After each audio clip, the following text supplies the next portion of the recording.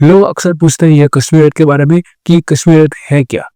तो भाई ये देखिए, टारगेटेड किलिंग थी। टूरिस्ट को बाकायदा उनका मजहब पूछकर उनको निशाना बनाया गया है। Islamic terrorists checked the ID cards of tourists. Some reportedly even demanded the trousers be pulled down, asked them to recite the kalma and killed those not Muslims. उसने उसको गोली मार दी। यहाँ पे उसने बोला कि शायद मुस्लिम नहीं है, उसने उसको गोली मार दी। इस वक्त एक बड़ी खबर मिल रही है जम्मू कश्मीर के पहलगाम से, जहां पर एक आतंकी हमला हुआ है। पहलगाम में पर्यटकों पर फायरिंग हुई है। यहाँ पे रहो हम साथ में। मैडम, ये जो भीड़ सब है, प्रेशर ऑफ टेंशन मत हो। आतंकियों ने टूरिस्टों की आईडी निकलवाई, आईडी चेक की और जो मर्द जो टूरिस्ट थे उनकी पैंट उतरवा कर लिटरली चेक किया कि वो नॉन मुस्लिम है जिसको वो मार रहे हैं। नहीं भाई, जो ये कश्मीर फाइल्स है वो तो एक प्रोपेगेंडा है। जो कश्मीर फाइल्स में दिखाया गया वो तो सब झूठ है ना भाई। तो अब हिंदुओं की टारगेटिंग हुई है कश्मीर में। बताओ भाई, आपने यहाँ पर 1-2 दिन पहले यहाँ पर ये खबर तो सुनी होगी कि पहलगाम में यहाँ पर एक अटैक हुआ है जिसमें यहाँ पर 27 लोग मारे गए हैं और कुछ लोग यहाँ पर सीरियस है। अनएक्सपेक्टेड क्लियर है कि कुछ लोग यहाँ पर नहीं मारे गए हैं, 27 से ज्यादा हिंदू मारे गए हैं। हिंदुओं को एलिबेटली टारगेट करके मारा जा रहा है और इसकी जिम्मेदारी द रजिस्ट्रेशन फ्रंट ने ली है, जो कि पाकिस्तानी स्पॉन्सर लश्कर तैयबा का हिस्सा है। जो सैयामर है, जो यानी कि जो सर्वाइव कर चुके हैं, उन लोगों ने यहाँ पर ओपनली बोला है कि यहाँ पर आतंकवादियों ने लिटरली हमारी आईडी भी चेक की थी। सबसे पहले कंफर्म किया गया कि हम हिंदू है या नहीं, फिर जाके गोली मारी गई। और उसके बाद भी यहाँ पर कई लोगों की हिम्मत ऐसी होती है कि वो लोग ये कहते हैं कि आतंकवाद का कोई धर्म नहीं होता है। Such barbarism is only possible when backed by religious doctrine that demands extermination of non-Muslims. And then well will we understand that the machinations of the universal brotherhood are there forever. एक बात मैं highlight करना चाहता हूँ, इस attack के जो victim हैं वो ज्यादातर तमिलनाडु, कर्नाटका, महाराष्ट्र और गुजरात के थे ज्यादातर विक्टिम। और जो कास्ट और एक गेम का जो हम गेम खेलते रहते हैं ना आपस में, जो कि आप एक दूसरे को बांटते रहते हो ना कि मेरा लैंग्वेज ये, मेरा लैंग्वेज ये, जो आपके दुश्मन है इससे उनको कोई फर्क नहीं पड़ता। ये उनके लिए कोई मायने नहीं रखता। उनके लिए सर इतना मायने रखता है कि आप एक हिंदू है। उनके लिए ना आप कनेडिया है, ना तमिल है, ना मराठी है, ना पंजाबी है, ना असमी है। उनके लिए आपसे काफिर। और ये कुछ लोग पिछले कई टाइम से कहते आ रहे हैं कि बटोगे तो कटोगे, और उसका लाइव एग्जाम्पल हमने 1-2 दिन पहले पहलगाम ने देख लिया। जब भी हाई लेवल डेलीगेशन भारत में था तब कोई ना कोई ऐसा अटैक होता ही है। ब्रिटेन आया था तब हुआ था, जब ट्रम्प आया था तब यहाँ पर 2020 में यहाँ पर दंगे हुए थे दिल्ली में, और अब यहाँ पर जेडी वेंस आया था तब यहाँ पर ये पहलगाम में अटैक हुआ है। भाई सुप्रीम कोर्ट ने यहाँ पर लिटरली यहाँ पर गवर्नमेंट को ऑर्डर दिया था, ऑर्डर दिया था कि जल्द से जल्द जम्मू कश्मीर में यहाँ पर इलेक्शन करवाइए। और अब मेरा ये सवाल सुप्रीम कोर्ट से, क्या कर लिया आपने? करवा लिया इलेक्शन, क्या उखड़ लिया, क्या फायदा हो गया? In our country is we don't talk straight. There was no need in my view for the Supreme Court to waste time getting into whether 370 abrogation was valid or not. It was a waste of time because with the greatest of respect to the judges, they will not take responsibility for the security situation. These are matters in which the governments and armies must be given a free hand. They do not need to be discussed ad nauseum by petition after petition and argument after argument in court, where the government feels obliged to give some kind of a undertaking that there will be an election in Kashmir. Why? When we removed 370, did we say we'll have an election in Kashmir? What has an election in Kashmir ever achieved? But to bring out a bunch of political turncoats back into the so-called political mainstream while innocent people are. और यह attack Pakistan के chief minister Asif Munir के बयान के कुछ दिनों के बाद हुआ है, जब उन्होंने हिंदुस्तान के खिलाफ जहर उगला था। या पर टूरिज्म के ऊपर भी जहर उगला के एक स्टेटमेंट के कुछ ही दिन के बाद हुआ है, जहां पर उसने इंडिया के खिलाफ जहर। और आर्टिकल 370 हटने के बाद जम्मू एंड कश्मीर में ये सबसे बड़ा आतंकी हमला हुआ है। इस अटैक के बाद यूएन होम मिनिस्टर हमारे अमित शाह जी यहाँ पर, जहाँ पर ये हमला हुआ है पहलगाम, वहां पर पहुंच चुके हैं। नरेंद्र मोदी जी ने भी यहाँ पर जो अपने ट्रिप सऊदी अरेबिया पर गए थे, वहां पर भी अपनी ट्रिप को यहाँ पर बीच में से कट कर दिया और वो यहाँ पर वापस लौटने के लिए प्लेन में बैठ चुके हैं फिलहाल। तो सोचियो सीवियर्स ऑफ द अटैक किस तरीके से कॉन्सल्ट करके कैसे अक्टूबर एंड में यहाँ पर सिविलियन को यहाँ पर इजराइल में यहाँ पर टारगेट किया गया था, वैसे ही इंडिया में यहाँ पर सिविलियन टूरिस्ट को यहाँ पर टारगेट किया गया। और जिस वक्त यहाँ पर ये अटैक हुआ तब यहाँ पर यूएस के वाइस प्रेसिडेंट यहाँ पर जेडी वेंस भी यहाँ पर इंडिया दौरे पर आए हुए थे। और एक इंटरेस्टिंग बात ये भी है कि राहुल गांधी इस वक्त बाहर निकले हुए हैं। जब भी यहाँ पर ये देश से बाहर जाता है तब देश में कुछ ना कुछ उल्टा सीधा जरूर होता है। लेकिन देश में आज भी कुछ ऐसे लोग हैं जो आतंकवाद है उनके क्लियर रिजिलेंस पर यहाँ पर पर्दा डालने की कोशिश करते हैं। सवाल नकवी को उनका रिजिलेंस नहीं बल्कि उनको कावड़ियस दिख रहे हैं। उनको उन कश्मीरियों के लिए दर्द है जिनका यहाँ पर अब रोजी रोटी खतरे में है। उनके लिए बिल्कुल दर्द नहीं हो जिनका परिवार हमेशा के लिए खत्म हो चुका है। राजदीप सरदेसाई ने तो एक ऐसा ट्वीट डाला ये देख के तो बिल्कुल भी नहीं लगता कि ये एक इंडियन जनरेशन ने यहाँ पर ये ट्वीट किया है। देख के तो ये लगता है कि एक पाकिस्तान फॉरेन मिनिस्टर का ये स्टेटमेंट निकल के सामने आ रहा है। एक वहां से तो ऐसे भी जिनको लगता है कि ये अटैक कोई संघीय ने करवाया है ताकि इस अटैक का फायदा उठाकर कुछ पॉलिटिशियन को फायदा हो। कुछ लोग तो ऐसा मुस्लिम के डिफेंस में आ चुके हैं तो वो लोग कहते हैं कि ये कह रहा है कि एक तमिल स्पीकिंग मुस्लिम और तमिल स्पीकिंग हिंदू के बीच में डिफरेंट करने का यानी कि ये मतलब है कि एक एटम को क्रिएट करना। सही बात है, ये कुछ कश्मीर में हिंदू भी बोला करते थे। बताओ कहाँ फेर है? कश्मीर में तो कश्मीरी हिंदू, कश्मीरी मुस्लिम, कश्मीरी कपड़े, कश्मीरी बोली में तो कोई फर्क नहीं है। कहते कि ऐसे बहुत सारे लोग थे जब 370 आर्टिकल हटा तब बहुत सारे लोगों ने यहाँ पर बवाल किया था। जैसे आरफा में भी फॉल्ट न्यू तुकल साहब, और अब उनको आतंकवादी हमले से अब उनको दर्द हो रहा है। जब विवेक अग्रवाल ने कश्मीर फाइल्स नाम की हिंदू और फिल्म बनाई तब, और उसमें भी कुछ लोगों का कहना था कि ये एक प्रोपेगेंडा फिल्म है, उसमें भी कुछ लोगों को दिक्कत हो रही थी। इनोडेशन बोल रहे हैं, वल्गर बोल रहे हैं। केजरीवाल जी ने तो ऐसे में इस फिल्म को झूठी फिल्म तक कह दिया था। अब जो ये अटैक हुआ है, जिस अटैक को जिस तरीके से कंडक्ट किया गया है, अब आप पता है किस तरीके से झूठा अटैक है। और आप ये भी याद रखें कि ऐसे भी कुछ लोग थे हमारे भारत में जो कि ये कह रहे थे कि टेमरस और प्रोफ्रेस पाकिस्तान एक्चुअली भारत के लिए बहुत अच्छी चीज है। ये है फॉरेन एक्सपर्ट्स। जब यहाँ पर पाकिस्तान ऐसा अटैक कर रहा है, जब यहाँ पर वो खुद बैंकक्रप्ट है। एक बार इमेजिन कीजिए तब क्या होता जब वो फाइनेंशियली यहाँ पर प्लस में होता, फायदे में होता। सो कॉल्ड अमन रॉक की डॉक्टरी तो पूरी तरीके से फेल हो चुकी है। अब होपफुली इसको चिता पे लटाया जा सकता है और चिता पर आग लगाई जा सकती है और उनकी एसेस को गंगा में बहाया जा सकता है। नेगोशिएशन करते हैं, डायलॉग बाजी करते हैं, बातें करते हैं, डायलॉग करते हैं, नेगोशिएशन करते हैं, पीपल टू पीपल बात करते हैं। ये हमें रिजल्ट मिला पीपल टू पीपल बात करके। अभी आप लोगों की रिस्पॉन्सिबिलिटी बनती है कि अब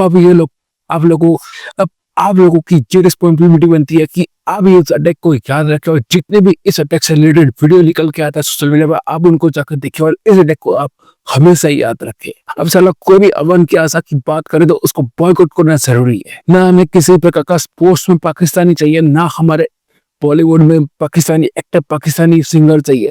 हम ये बिल्कुल नहीं चाहते साले हमारे यहाँ पे इंडस्ट्री में आए और हमारे इंडस्ट्री में आके सिर्फ साले वो पैसे कमाए। अब सवाल ये आता है कि व्हाट इज द नो। जैसे कि मैंने आपको बताया, ऑब्वियसली बताया कि यहाँ पर मोदी ने अपनी जो ट्रिप थी वो कैंसिल कर दी है। वो जल्दी ही भारत आते हैं और हाई लेवल मीटिंग भी हो चुकी है।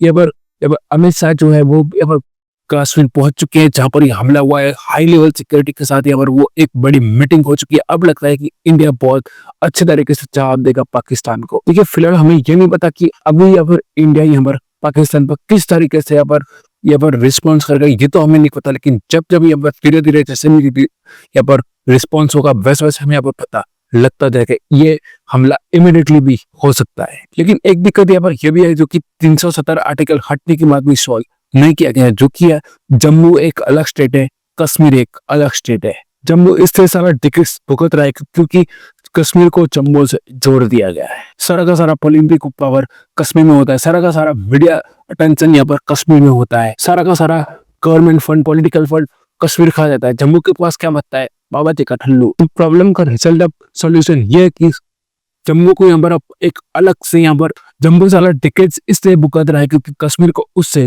जोड़ दिया गया है। सारा का सारा पॉलिटिकल पावर कश्मीर के पास होता है, सारा का सारा मीडिया का अटेंशन यहाँ पर कश्मीर में होता है।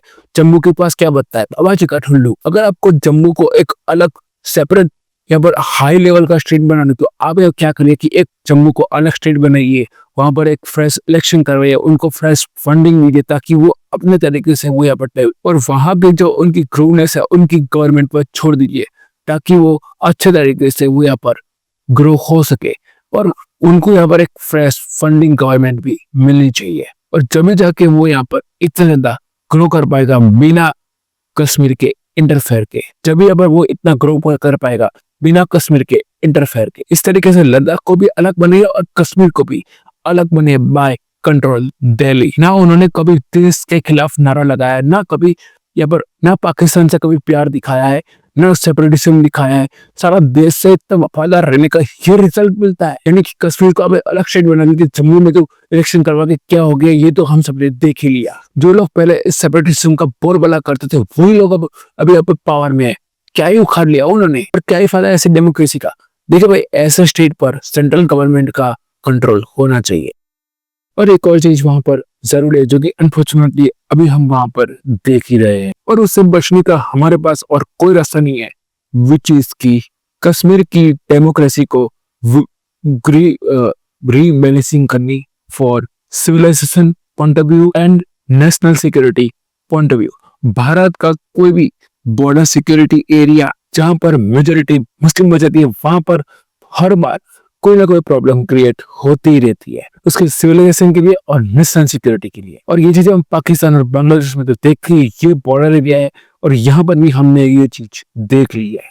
असम और बंगाल में भी हम यही हालत देख रहे हैं धीरे धीरे अपडेट होते हुए। और कश्मीर में भी हम सब यही चीजें देखते आ रहे हैं पिछले 70 सालों से। ये सब इंडिया की बात नहीं है, और देशों पर भी देखिए, कोसोवो को देखिए, मुस्लिम मेजोरिटी ज्यादा है और वो सर्बिया से अलग हो गया। चिंचैन को देखिए, चाइना से सेपरेटिज्म हो रखा है। रोहिंग्या में भी म्यांमार में सिविल वॉर हो रही है और वहां पर भी सेपरेटिज्म हो रखा है। तो यहाँ पर भी डेमोक्रेसी रीबैलेंसिंग करनी बहुत ज्यादा जरूरी है। तो देखिए यहाँ पर ये बात भी बिल्कुल क्लियर है, लॉ एंड ऑर्डर रियल है।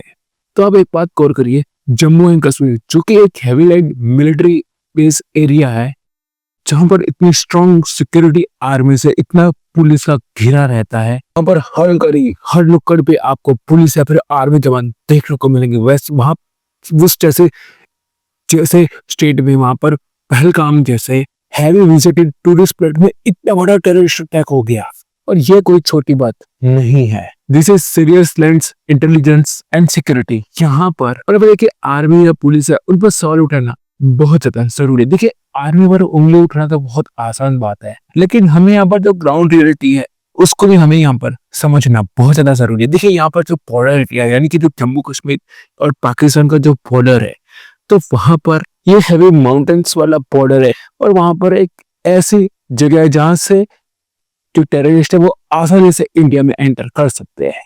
और हाँ, यहाँ पर ये एक और बात है, यहाँ पर जो टेररिस्ट है उनको लोकल्स का सपोर्ट ज्यादा मिलता है और ये वो लोकल्स है जो यहाँ पर कश्मीर के चक्के चप्पे से वाकिफ है और ये वही लोकल्स है जो टेररिस्ट को घुसने में मदद करते हैं, शटर्स देते हैं और एग्जिट का रास्ता दिखाते हैं। और वो सिर्फ इसीलिए कि ये टेररिस्ट बहुत आसानी से ऐसे टेररिस्ट अटैक यहाँ पर कर पाए। इनके साथ एक पॉइंट देख सकते हैं जो कि एक एमपी है, जो कि श्रीनगर का एमपी है, जो कि अमर अब्दुल्ला के पार्टी का है, जो कि टूरिस्ट को यहाँ पर कर्जल इन्वेजन बोल रहा है।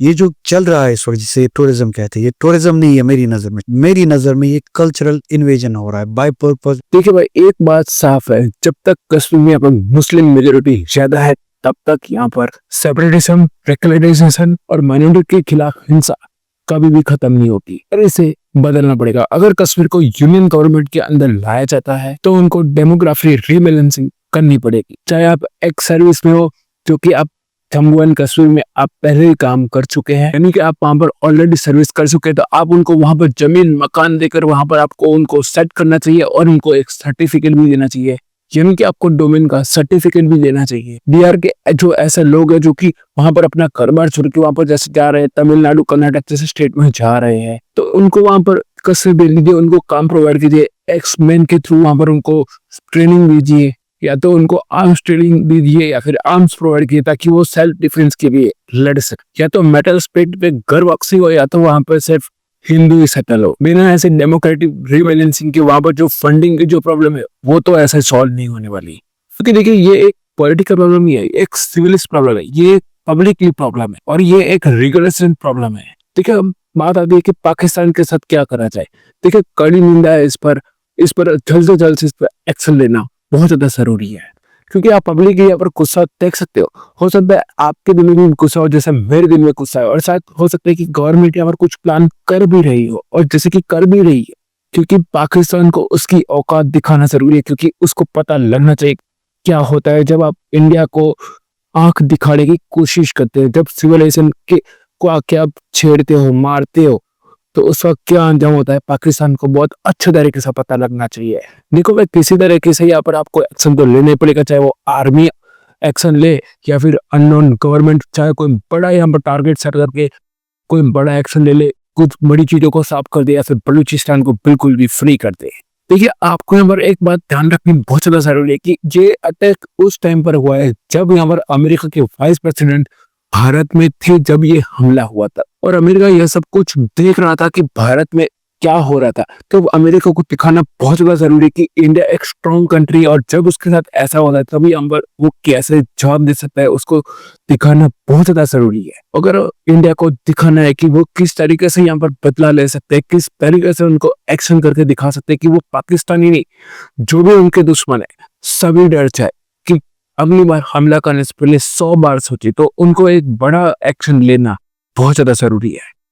तो हमें इंडिया को वर्ल्ड वाइड कॉल डेवलप करना पड़ेगा, ताकि वो कोई बड़ा एक्शन ले, कोई बड़ी चीज करे, तो वर्ल्ड वाइज उसको, तो पूरे दुनिया से उनको सपोर्ट मिल सके अगर वो पाकिस्तान के अगेंस्ट कोई भी बड़ा स्टेप लेता है। तो देखिए, मुझे लगता है कि यहाँ पर जब नरेंद्र मोदी ने जो अपना सऊदी अरबिया का जो टूर है वो वहाँ पर बीच में से कट आउट किया, जब वहां से वो लौट रहे थे, वो उन्होंने वहां पर क्या कहा थे कि भाई हमें सपोर्ट करना, जो हम पाकिस्तान के खिलाफ एक्शन लेंगे। क्योंकि देखिए, अभी अब सऊदी अरेबिया का कोई पाकिस्तान से दोस्ती करने में कोई ज्यादा इंटरेस्ट है नहीं। अब हो सकता है पाकिस्तान खुद ही अटैक करके पछता रहा हो, जब अमेरिका का वाइस प्रेसिडेंट खुद इंडिया में मौजूद, उन्होंने जब ऐसे टाइम में अटैक किया जब ट्रम्प अमेरिका में पावर में है, जो कि पाकिस्तान को पहले से ही पसंद नहीं करता। जब अपने ऐसे टाइम में यहाँ पर अटैक किया जब अमेरिका का वाइस प्रेसिडेंट खुद यहाँ पर इंडिया में मौजूद है, तो डायरेक्टली आपने अमेरिका को ही प्रवोक करने की कोशिश की है। और खबर तो यहाँ तक आ रही है कि जब यहाँ पर ये अटैक हुआ तुरंत बाद यहाँ पर अमेरिका से ट्रम्प का फोन आया कि मोदी, आप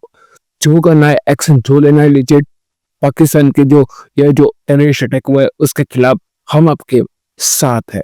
एक तरीके से देखें तो यहाँ पर अमेरिका से यहाँ पर हमको ग्रीन लाइट मिल चुकी है, यूके से भी हमें यहाँ पर बहुत बड़ा सपोर्ट देखने को मिला है, और बड़ी बड़ी जितनी बड़ी वाली जो वर्ल्ड की कंट्री है वहां से यहाँ पर मोदी को सपोर्ट मिलता जा रहा है। जो अटैक हुआ है उसमें उनका सपोर्ट भी मिल रहा है, पाकिस्तान के खिलाफ एक्शन लेने के लिए भी उनका साथ मिलता जा रहा है मोदी को। और देखिए, इंडिया को पूरे वर्ल्ड वाइड से क्लियर कर देना चाहिए कि जो अटैक हुआ है उसका मास्टरमाइंड जो हासिब तैयब है वो नहीं है, और जो लश्कर तैयबा है वो नहीं है, इसका मास्टरमाइंड है आसिफ मुर्र, पाकिस्तान आर्मी इसका मास्टरमाइंड। और इसकी प्लानिंग कोई काल कोठरी में नहीं हुई, इसकी प्लानिंग रावलपिंडी में हुई है, ISIS की ऑफिस में हुई है। ये जो हमें अब इसका जवाब दे रहा है, कोई आतंकवादियों को जवाब नहीं देना है, पाकिस्तानी आर्मी को देना है। लेकिन यहाँ पर भी जो हमें जो एक्शन लेना चाहिए वो सोच समझ के लेना चाहिए। I know this is not something you want to hear. आप में गुस्सा है, मेरे में गुस्सा है, हम सब में गुस्सा है, पूरे देश में गुस्सा है कि कोई बड़ा एक्शन लिया जाए। अभी हमें एक बार पाकिस्तान की हालत देखेगी, इतनी बुरी हालत में है कि